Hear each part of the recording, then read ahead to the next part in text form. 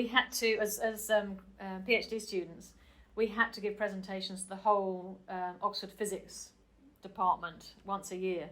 The first one I did was around climate change.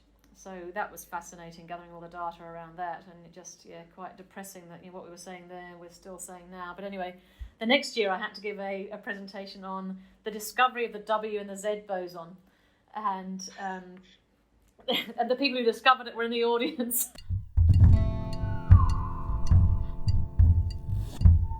Welcome to An Eye in the Future. I'm joined today by Dr. Sarah Pearson. Sarah is currently working as the Deputy Director General Innovation Leader for Advance Queensland. She did her PhD in particle physics at Oxford, but her research areas are extensive, also including medical physics, artificial intelligence, innovation, science communication, and science policy. She has worked at places like Cadbury, Questacon, and the Department of Foreign Affairs and Trade. She's on multiple patents for cancer diagnosis and novel confectionery. I've personally been very excited for this interview to hear more about Sarah's exciting career and research. It is my absolute pleasure to welcome Sarah onto the show. Thank you so much for joining me, Sarah. A pleasure, Kaz. Great to be here. Now, I'd love to hear a bit more about your PhD journey, since I'm currently halfway through mine. But before we get into that, can you update us on what you're up to at the moment? So right now, looking after innovation for the Queensland government, which is basically trying to build new economies here, so new jobs, new industries, ecosystems, building ecosystems for innovation, etc., etc. So a huge range, including the collaboration between research and industry. So fabulous range of things to be getting involved in. Of course, right now, because of COVID-19, we're really pivoting everything towards how on earth do we help with that. So there's been a lot of early stage stuff to help those early stage ideas that are challenged right now, but also making sure that we're continuing to build these jobs, because as I describe it, it's jobs for today and jobs for tomorrow. There's quite a lot of emphasis on jobs for today, and that's quite relatively easy to understand. But what I'm trying to do is help people to understand that we can build jobs right now that will also be building jobs for tomorrow. Yeah, awesome. That almost, I think you've touched on it in that. So it also almost feels strange to us, but what opportunities have you seen that were in essence created by the current pandemic? Oh, goodness. So for instance, there's a company called Coview, who is a telepresence health platform. So that's now been helping doctors and patients to connect with one another. So you don't have to go to the doctor, you can just call them, but you can do it through telepresence. So that's what this platform does, which I think is fantastic. I don't have time to go to the doctor anyway, COVID or not COVID, so it's brilliant to actually be able to do it from anywhere you like and dial in and actually see them, so not just the sound. So anyway, they have grown like you would not believe, tens of folds at least, if not thousands of folds. So that's an example of a company that's going really well. Another one here in Queensland called Go One, which is online education, particularly for people in working environments, so not necessarily the schools. But again, anything that's online is really going to go really, really well. Yeah, there's very much a transition onto online at the moment, because when you can't actually be face to face, it's the next best option, really. Yes, exactly. Yeah, I'm so grateful that we've got it, because you wouldn't want to go through this pandemic without it. I listened to a talk you gave a few years back, so when you were at the University of Newcastle. Found it absolutely fascinating. So you did your PhD in particle physics at Oxford. Super impressive. As a PhD student myself, can you tell us a bit more about the ups and downs you had during your PhD? Yeah, I'm absolutely delighted to do that. I'll give you the warts and all. I mean, when I first got admitted to it, it was like, woohoo, this is fantastic. This is so exciting. Wow, I'm going to be able to focus on particle physics for 3 years. How wonderful is that?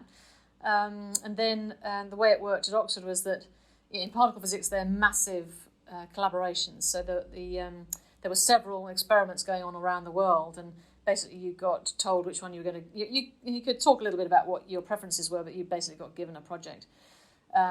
So the project I got given was based in Hamburg. It was the Zeus experiment on the DAISY accelerator in Hamburg.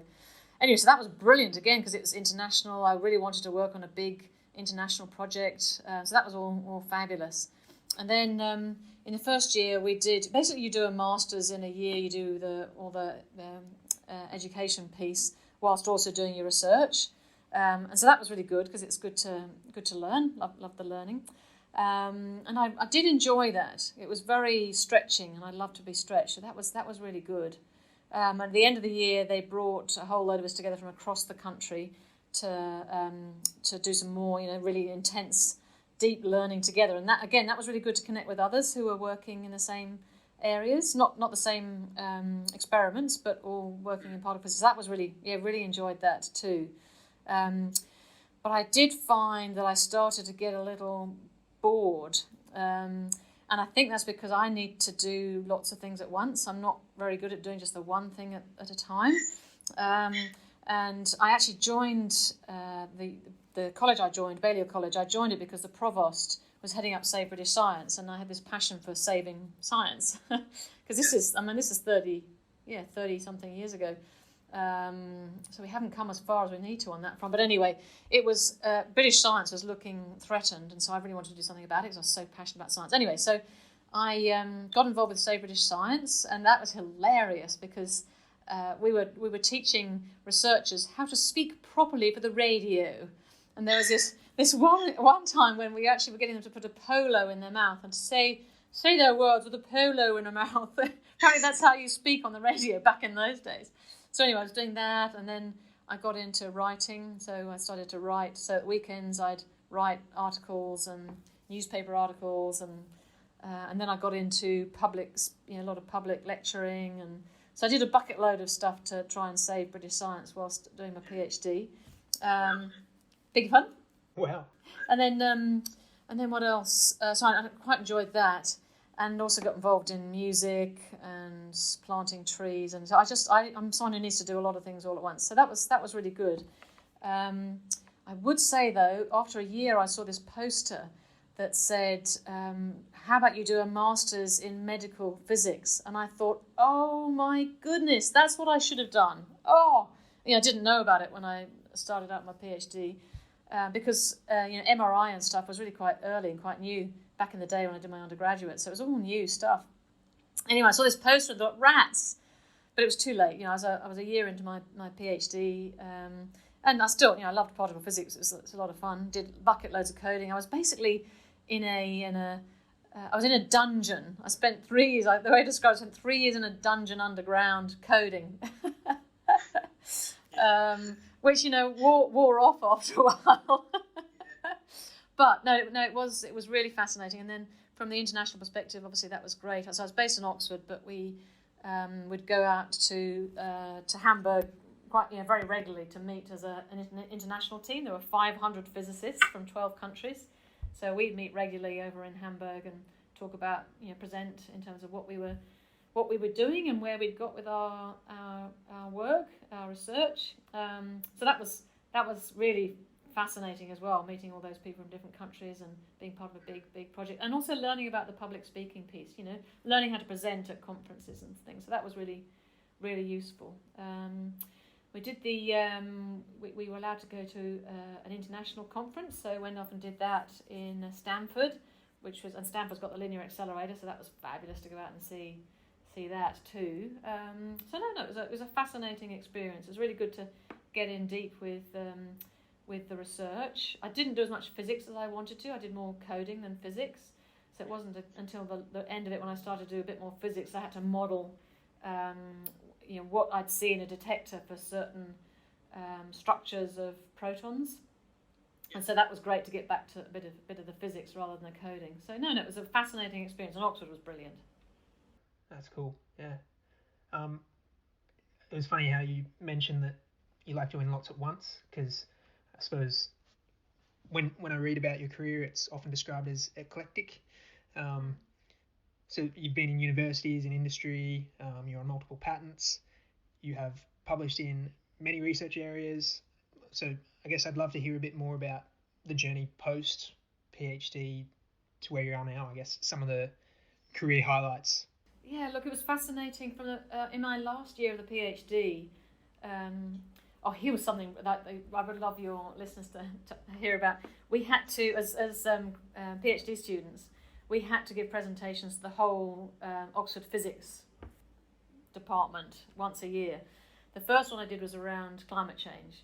So that was fascinating, gathering all the data around that, and it just, quite depressing that what we were saying there we're still saying now. But anyway, the next year I had to give a presentation on the discovery of the W and the Z boson, and and the people who discovered it were in the audience. So you can imagine as a PhD student, giving a bit of a public presentation to the whole physics department, particularly to two of the people who actually discovered the thing that you're talking about. Oh, that was nerve-wracking. Anyway, there were the sort of people that we had in the physics department of Oxford were pretty intense. They were pretty amazing intellect. Anyway, I remember one day going down to the bike shed, because I used to cycle to the department and back. Anyway, I'm in the bike shed and there's this guy there, and it was a Friday, and we were both leaving to go home. I said, what are you going to do this weekend? And he said, I'm going to read about physics. And I thought to myself, okay, I don't think I can see a career for myself in academia, because if I just spent my whole life doing physics, I think I'd turn inside out. So that was, I think, to your point about what I did next, I think I thought, I don't know that this is for me. Plus, I married an Australian, and he wanted to move to Australia, and there's no synchrotrons in Australia. So I thought, okay, how am I going to be a particle physicist in Australia? I mean, there are particle physics teams here, but I'm an experimental physicist. How's that going to work?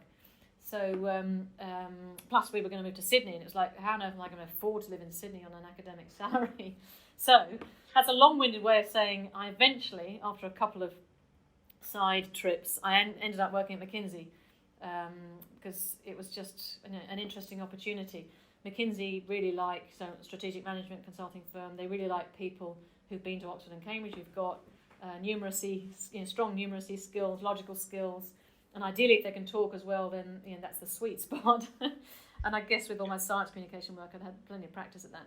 So I got a role there, and that was absolutely fascinating. I'm a scientist, but as a scientist you think logically, you think, but you also think creatively, because you're an experimentalist and a researcher. So it sort of was, I managed to get my brain skills to work within the corporate environment, and did a lot of work for tech companies, so helping tech companies with their next strategy, and that was really good.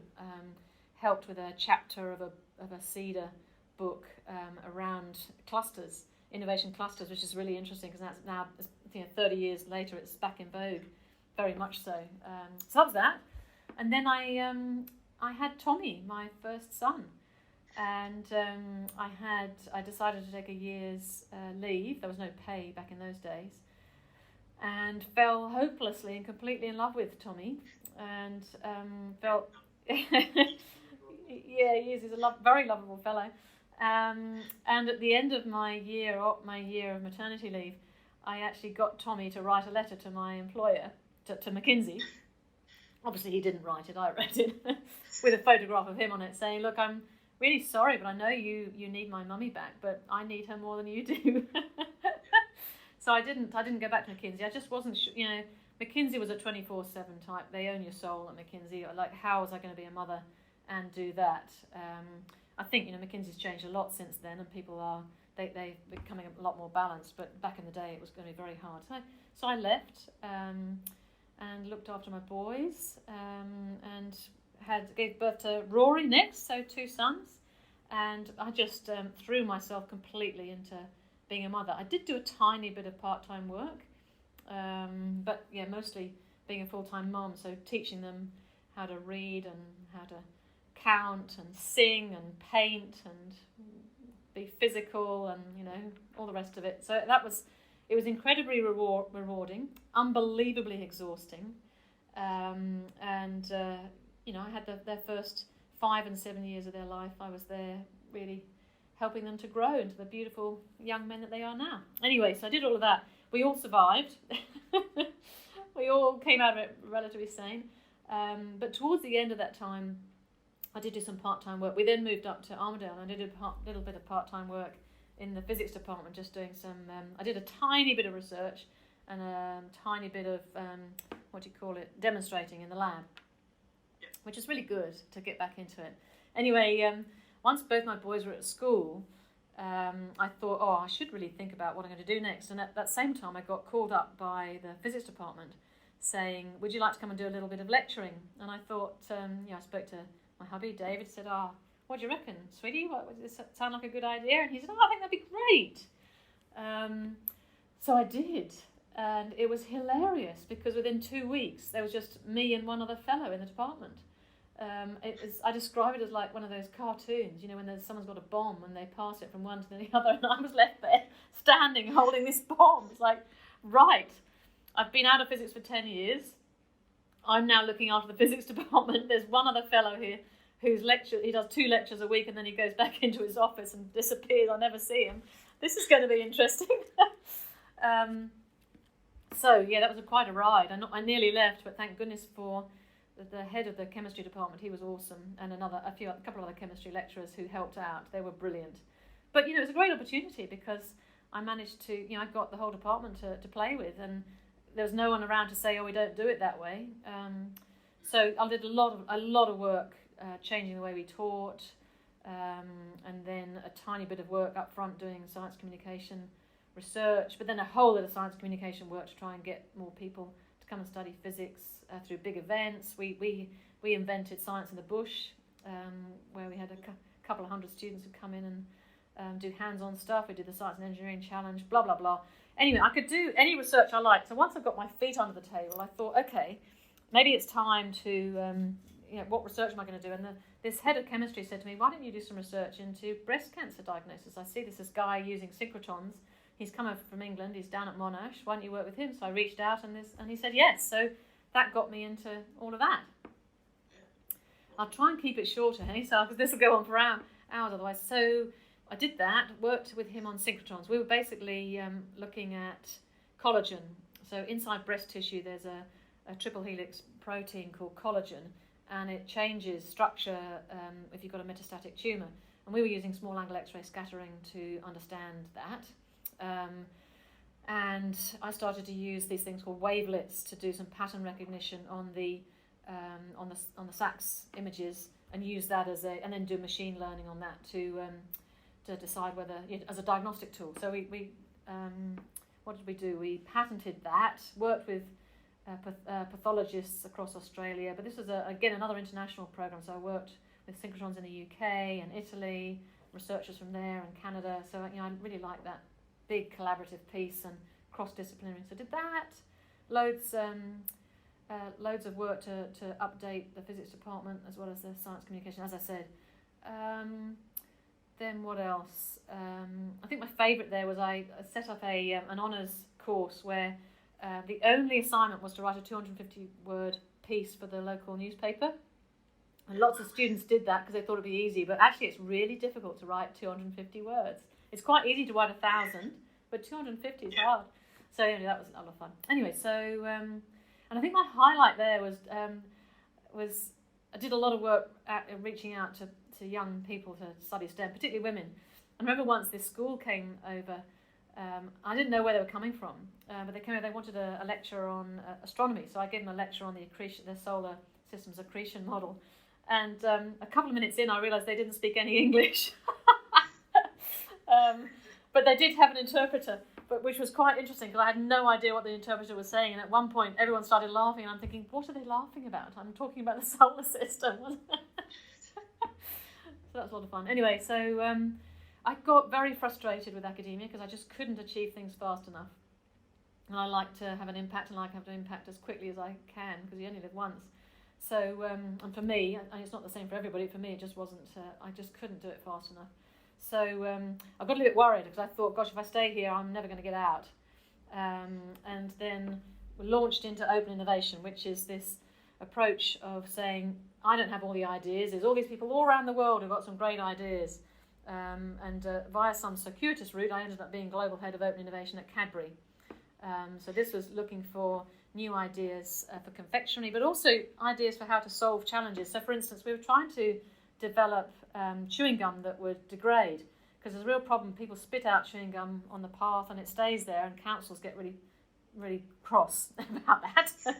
And they were about to charge Cadbury for this. So we were developing chewing gum that would degrade.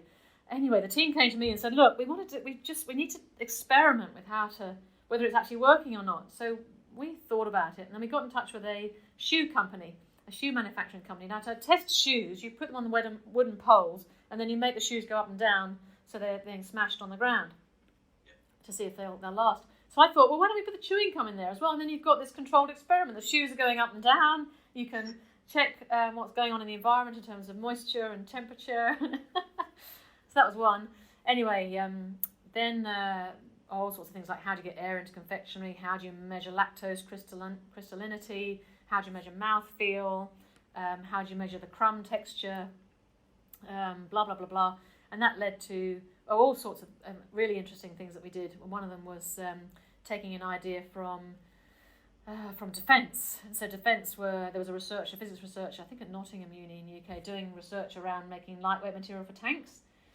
She was making an alumina ceramic matrix with holes in it, then changing the temperatures and the pressures and the gases, which it turned out was just changing the surface tension so that then molten aluminium could go in really quickly. So then you can imagine a bubble texture that's it's really lightweight but really strong.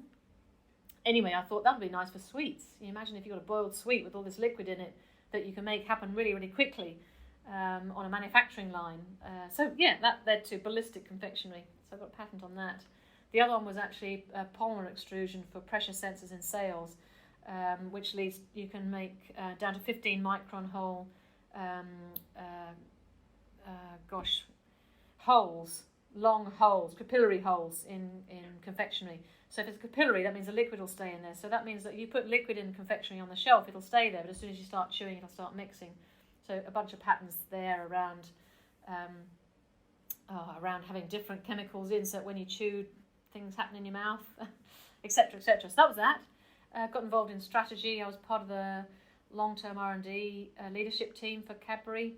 Helped them to take on innovation strategy, which was very collaborative, working with the people working in the commercial side of things, so the marketing side, the legal side, the manufacturing side, the finance side, the R&D side, the new product development side. So again, the common thread of working with lots of different people with different heads and different minds and thoughts. That was really, really great.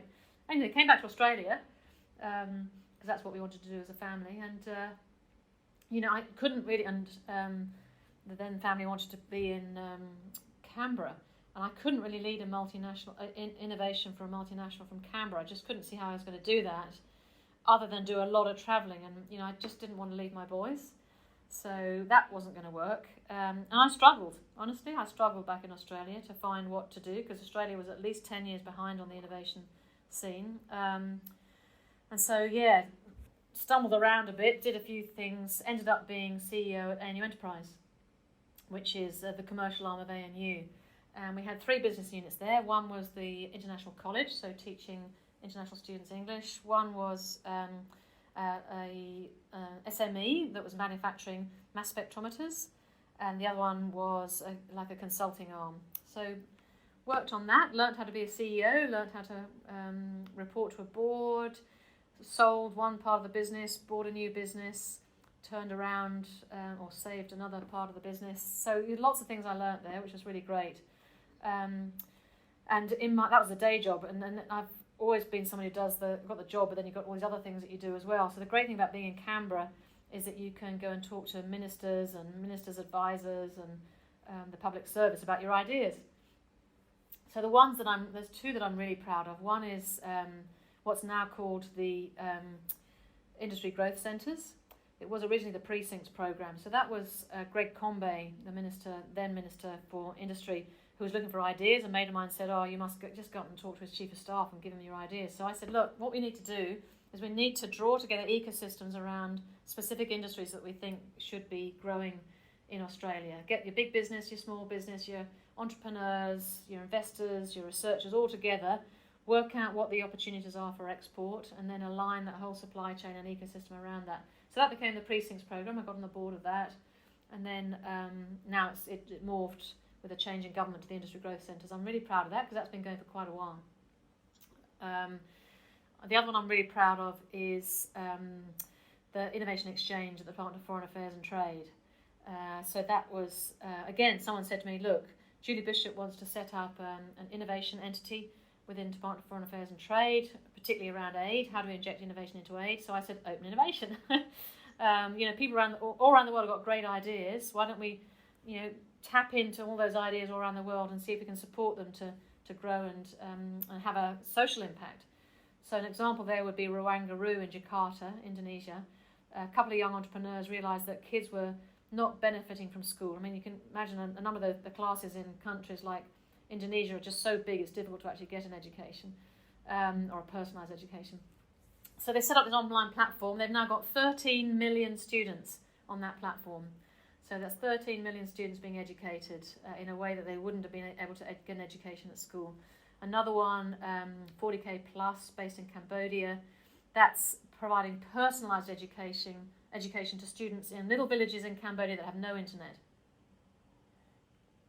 So the way I describe that is, we have no excuse in Australia. If they can do personalised education in a little village with no internet, we can do it in Australia. So I really loved giving Julie Bishop advice. She put me on her international reference group to give her more advice. There were about 15 of us from all around the world giving us advice about things to do. And my next piece of advice was build innovation ecosystems.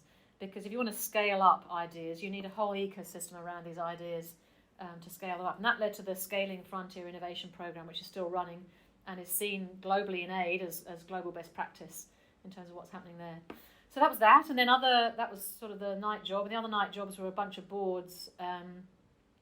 So Anstone Nuclear Medicine, building a molybdenum-99 manufacturing plant, TAXI, the Australian Centre for Social Innovation, blah, blah, blah. So a range of boards that I was on. And then the opportunity came up to, that was while I was CEO of AIM Enterprise, and then the opportunity came up to set up a company that would build an ecosystem in Canberra. So that was the Canberra Innovation Network. So I was the inaugural CEO of that, set that up, and that was mass collaboration. That was, what was it? It was 6 universities and research and TAFE all working together with the ACT government. But the important thing was that we set this up to be incredibly inclusive. So basically, it was an ecosystem that attracted more people to the ecosystem, which built itself. So that was, that's another thing I'm really, really proud of, setting that up. And basically setting the culture up to be incredibly inclusive and collaborative. We worked in schools, we worked in large business, small business, whole industry sectors.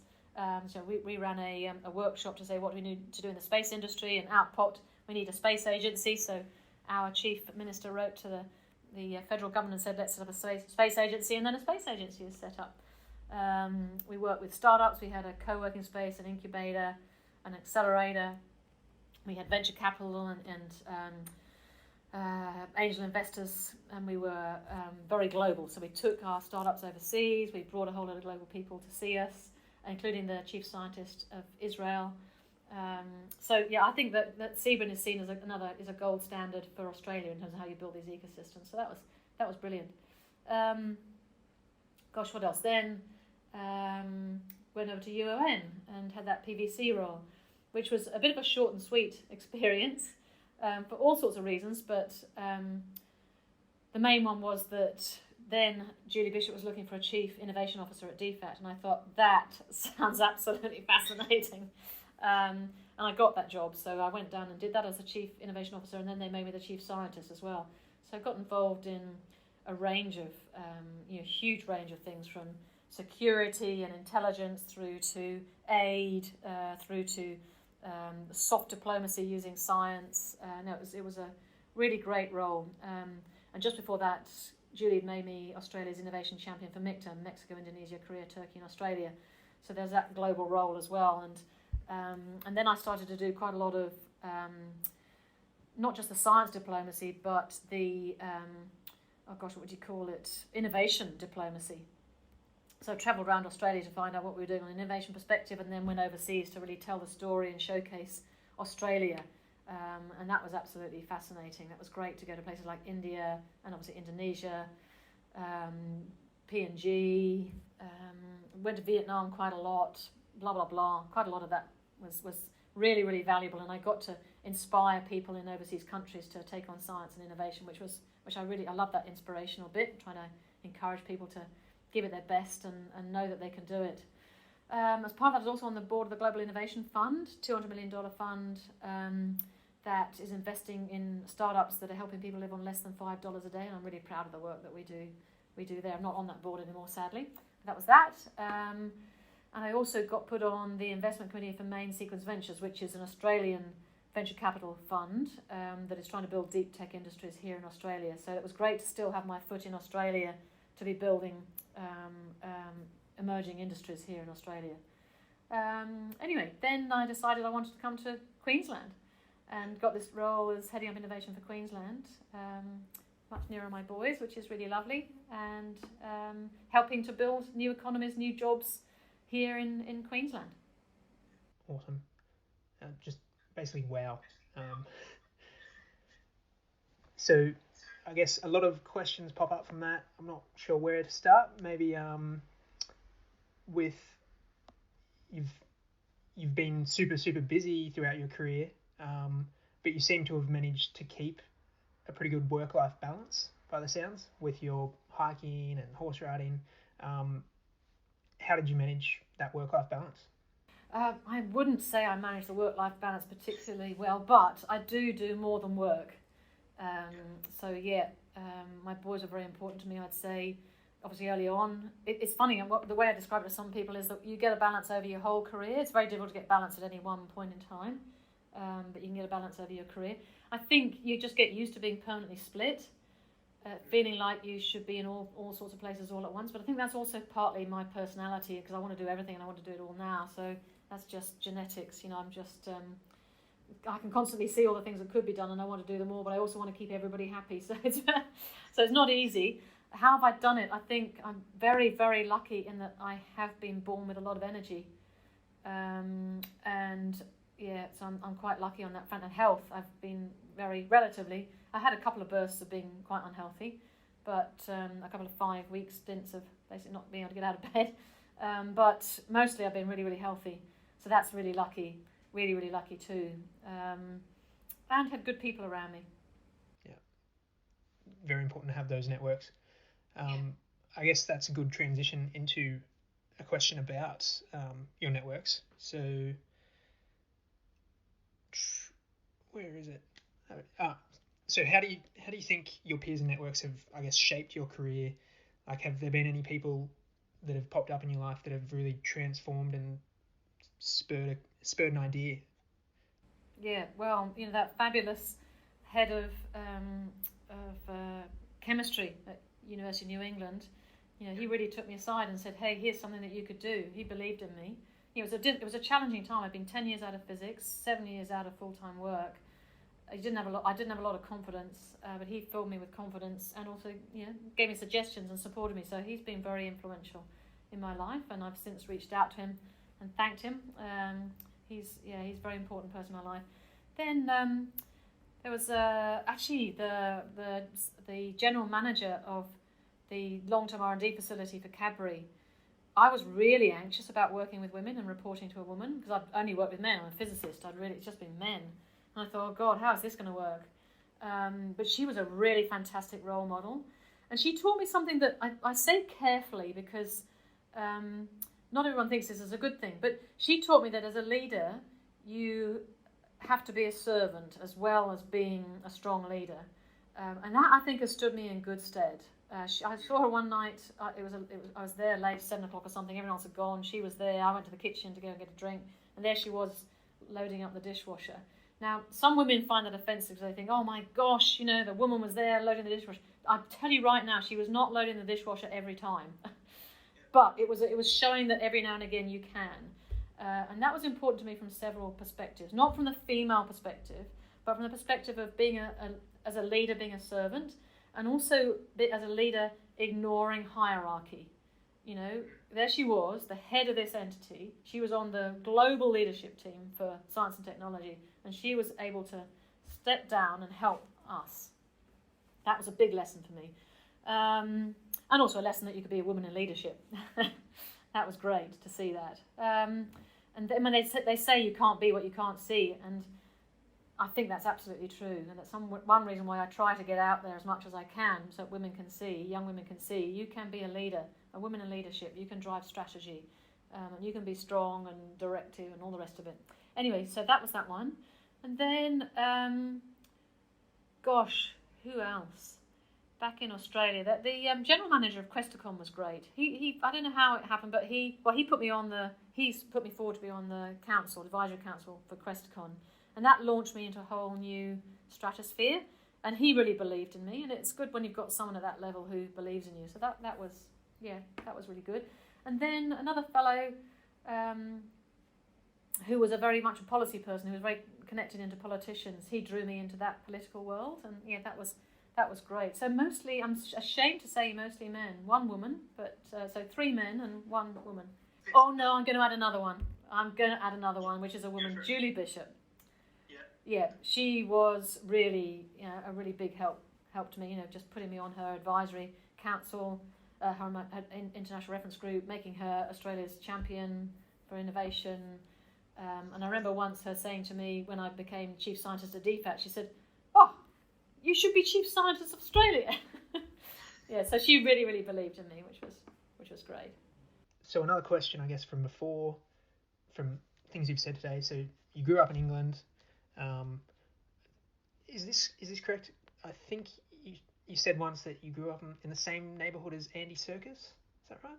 I don't think I did. Toby Jones, who is an actor and a director, quite a well-known one, but no. Thought I heard that.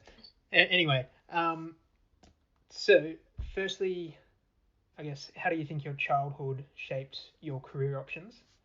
And then a second question from that, because you grew up in England, you've had to, I guess, move a lot during your career. Did you find this challenging, and has it gotten easier? So to start with, I'm an explorer. I remember at UNE giving a talk to some young people about careers in STEM and saying to them, look, if you want to be an explorer, like you can imagine with a machete out there going through the jungle, that's what research is. You're at the forefront, you're out there exploring. And as a young girl, I was very lucky because I had a pony, and I just used to go out riding off in the fields. My parents would have no clue where I was. And so I was an adventurer from a very young age, and I had that adventurous nature encouraged. So that helps, I think, if you want to be out. And I've always been at the forefront of stuff, so I like being at the forefront and adventuring. So that was that. I had a grandfather, a fabulous, fantastic grandfather who believed I could do anything. I think the only time it came back to bite him was when I applied to go into space, and he was hoping I wouldn't be successful, and I wasn't. But he really, really supported me and made me think I could do anything. So that was really good. I did travel around a lot, so we lived in Holland for a couple of years when I was young, and then a bit of time in New York and in South America. So I was used to all this international stuff, which then I think means it's so easy to move and it's so easy to work with people internationally because it's just in your, you've got it, you understand it. So that was a big help. My father was a scientist, so I think that encouraged me into studying the science side of things. I think that's probably about it. Cool. So I guess merging 2 of your fields, you've done a lot of work with women in STEM, which is awesome, and then you've done heaps with innovation. Do you have, I guess, any ideas with merging the 2? Like, what innovative ideas have you come up with for bringing more women into STEM? I've got a good idea. So, or a good question. I feel ashamed that I started 30 years to try and encourage young people into STEM, especially women, and our stats are still incredibly bad, really, really bad. So, I try to do things differently, but I think we need a whole lot of paradigm shifts. It's a really, really complex issue, but we do need much more of a concerted effort to do something about it. So some of the innovative ideas were actually not mine. This one, that I'm going to tell you about now, shocked me. So back at Canberra Innovation Network, we decided we'd run a space camp. So it's a weekend getting, I think it was year 10 kids to come out and do a space camp, learn about space and get some industry people to come and talk to them about space and look through telescopes and all that sort of stuff. Anyway, my team, did a video to advertise it, and they showed me the video, and it was just girls. And I looked and I thought, I don't think we can do that. I don't think we should do that. We can't just have girls in a video. Well, what about the boys? And then I thought, no, these people, they know what they're doing. Let's run with it and let's see what happens. And we got 50% girls. So 50% of the people that came for the weekend were girls. And I don't think we'd have got that if we put boys in the video. It really taught me that we need to actually go much further to encourage women into STEM than just saying, hey, this is a great place to be. The other thing that the team did was which taught me a lot, was they then had a girls in STEM activity that was very much about the sorts of things that girls tend to like. Not just that, but there were a lot of like making jewellery and things like that, which again I hadn't thought of because I think I'm actually quite male, so I think a little bit like a male. So it didn't occur to me, but it hit me the other day. I went to see a program that was being designed, being delivered for young people around STEM, and there were only 2 girls in this room. And I looked at what they were doing. They were building bridges and rockets. And I thought, oh my goodness, we're just not getting it right. We actually need to step in the shoes of girls and think like girls as well as like boys. And I know I'm stereotyping because I'm a girl and I did physics and I don't really think like a girl. But some girls do, and they still need to do science. And they still have a valuable input and a career they can have in science. The other thing I did was, end of last year, realised that I was the chief scientist at DFAT. There was a chief defence scientist, there was a chief scientist at CSIRO, and we had a minister, and all women, and there was a minister for science who was a woman. So I realised that we haven't shown women in leadership enough in science. We show that you can be a scientist, but we haven't shown that you can be a woman leader in science, that you can be driving strategy and a country from a science perspective. So I went to Karen Andrews, and she and I and Tanya Munro were in a newspaper article to try and showcase, here we are, you can be this. This is what you can be. You can take your career in your hands and you can be a leader in this. You don't have to be male. But we've still got a long way to go. We still need to do a lot more. What I'd love to do is do an IDEO journey map. Start right at the beginning of a child's life and walk in the shoes of a girl and look at the things that need to happen. So, for instance, it really tears my heart apart when I hear of women teachers in primary school telling girls, don't study maths, that's what boys do. But that is happening. So there's this whole system that we need to change. Definitely. So I guess I've got 3 more questions. Hopefully we can get through them. So this question is one I've been asking everyone so far, which is just mum and dad. But if you were given 4 years and had absolutely no other commitments, what would you be interested in researching? Well, I'd like to say for a start, I couldn't just research. It would have to be active research. So it would have to. It would be experimental research. And what would I like to research? I would like to research how do we build inclusive new economies using emerging science and technology, and how do we change those systems to make sure they are incredibly inclusive. So. You've got diversity, so that's females, that's Indigenous, but also that it's people who currently are frightened by it will be drawn into it. Awesome. That'd be very interesting. Cool. So, final 2 questions then. What impact do you think innovation will have on our society's future, and what changes do you think are needed for this to, come to fruition? That is a massive question. I think we're going through a huge disruption right now. I don't think any of us quite understand how this is going to transform the world. And disruptions like this in the past have. Disruptions like this in the past have led to incredible breakthroughs because people have had the time to sit and think about big challenges. Not many of us actually have that time, but there will be some people that have that time. But there are also disruptions lead to us having to live differently, work differently, and have new jobs and economies. So I think right now we live in this transition time when I feel it's a great opportunity to really think about our new economies. So, we're adjusting to technology. One reason people get frightened of new economies is because they're frightened of the technology. We're all using it now. Look at us on this Zoom right now. So I think it's a great time to making that transition. People are ready for it. People are already using these new technologies. We're going to need to work differently and live differently. So that's going to need technology. It's going to lead to new companies, new industries. But I think we're also going to have different societies, because we're going to have a massive amount of people without work. What does that mean for our societal structures? What does that mean for the fact that some people have a lot of money and this is going to get worse? There'll be lots of people with not enough money. So I think we're going to see, I hope we'll see innovation in societal structures, and science will have a big part to play in that. Social sciences, for a start, will have a big part to play in that. Yeah, I feel like we could talk on that for days. Yes, exactly. New governments, what's government going to look like?